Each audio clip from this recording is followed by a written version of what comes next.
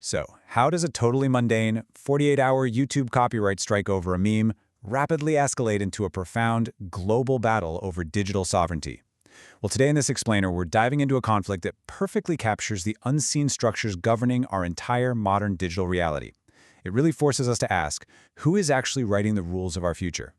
You see, it all kicked off when systems architect Kyle MacLean Smith took this petty copyright threat from British sci-fi critic Damien Walter and instantly elevated it into a wild accusation of international espionage and revolutionary resistance. I mean, look at this quote.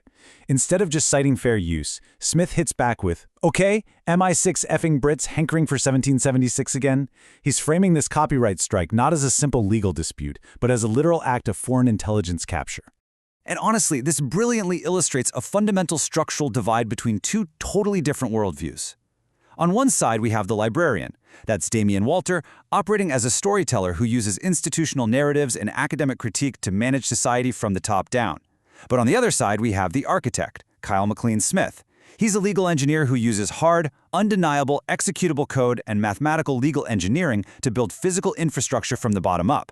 It's top-down storytelling versus bottom-up code. And to understand the massive stakes of this feud, we really have to look at the systemic threats both these guys are warning us about, starting with the ideology that's currently driving Silicon Valley. Section 1. The Transhumanist Empire. Our sources note that Walter warns of tech billionaires who are completely captured by transhumanism. If you're not familiar, this is a concept coined back in 1957 by Julian Huxley, and it's basically the belief that humanity must use science to direct our own evolution and completely escape our biological limits. Smith actually denounces this whole thing as a secular AI theology. Walter argues these elites are aggressively building a sort of tech feudalism to achieve physical immortality, while basically treating the rest of humanity as disposable biochips in their automated realities. And if this vision succeeds, it dictates the structural reality you and I will have to live in. This ideology builds into real-world architecture through what the sources call the Palantir paradox. Walter points out this glaring contradiction. You have figures like billionaire Peter Thiel openly fearing a totalitarian surveillance state, right? But then, he actively funds companies like Palantir. And Palantir is the multi-billion-dollar data analytics giant that provides the exact global surveillance architecture a totalitarian state would need to subjugate humanity. So they fear the machine, yet they are actively and lucratively building its most powerful tools. Section 2.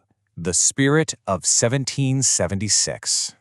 Now, Smith looks at this exact same technological nightmare, but he responds to it not with essays or narrative pacification. Instead, he mounts a defense grounded in hard realpolitik and historical geopolitics. He actually maps this spirit of 1776 dynamic directly onto today. Think back to 1776, the British Empire tried to crush the American Republic, right up until the French alliance stepped in to secretly arm the Minutemen. Fast forward to today, and Smith argues that modern sovereign states, like Malaysia, who by the way recently expelled the Tech Utopia Network School to protect their own borders, must act as this modern French alliance. They need to fund decentralized digital rebellions against this new form of tech colonialism to maintain the global balance of power and defend against parasitic venture capital liquidation. Smith fiercely rejects the idea that modern secular humanism is somehow neutral. He characterizes Walter's copyright strike against him as a mechanism of a parasitic Anglosphere empire, a Wizard of Oz parasite. Basically, a hidden hand attempting to force global compliance. According to this view, an overarching imperial logic has essentially infected the American Republic, attempting to suppress independent cognitive sovereignty and force global obedience through digital algorithms and financial surveillance. Section 3. U.S. Patent 12.66664-142. Okay, so how do we actually fight a global surveillance parasite? Let's take a really close look at the hard, undeniable engineering Smith is building to combat this exact threat. Traditional computer systems separate passive data from active code, right? Which inherently creates institutional friction and relies on top-down management.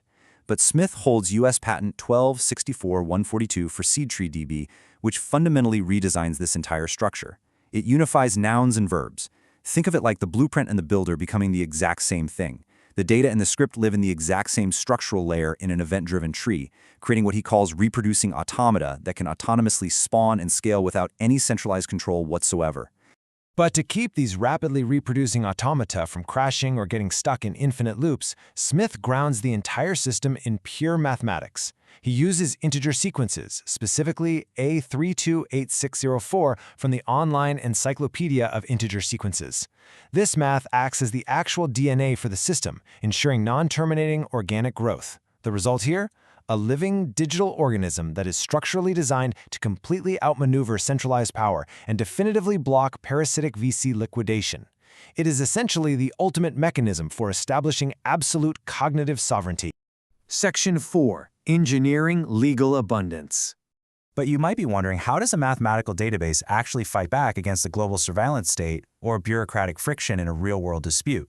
Well, Smear takes a computer science concept called acceleration-driven clause learning, or ADCL, and applies it directly to legal engineering. The goal here is to mathematically collapse impossibly long, convoluted bureaucratic proofs. Like, imagine a legal process that takes 10,001 steps and accelerating it down to just 3 steps. He wants to replace the expensive sawdust of institutional gatekeeping, those endless fees and delays we all hate, with the frictionless grease of auditable peer-to-peer network contracts. And this brilliantly illustrates his endgame. This strategy of defensive acceleration perfectly mirrors the disruptive innovation model. By utilizing this bottom-up, decentralized efficiency, Smith aims to trigger a literal 99% deflation in legal costs. This would completely disintermediate the paternalistic institutional librarians who rely on that costly friction to maintain their power over us. Simply put, it prices the control grid right out of existence. It is a structural escape route from tech feudalism. Section 5. The Mechatronic Fork. This brings us to the ultimate stakes of this explainer, what Smith refers to as a massive geopolitical crossroads. We are standing at a critical juncture where the architecture of our future is being decided. Down one path, we have an opaque monoculture managed by the empire storytellers, highly centralized, surveillance-based, and heavily narrative-driven. But down the other path, we have free, libre, and open-source software, or FLOSS. This is a structural escape route engineered through distributed systems, reproducing automata, and transparent, auditable peer-to-peer code. So I will leave you with this vital, provocative thought. As these technologies of control grow increasingly powerful, which path of the Mechatronic Fork will we choose? Will we surrender to the narrative mythos of the transhumanist empire, or will we fight for the absolute cognitive sovereignty of a decentralized, mathematically grounded reality? The choice is literally being coded into existence right now, so keep questioning the systems being built around you and pay very close attention to who is writing the rules.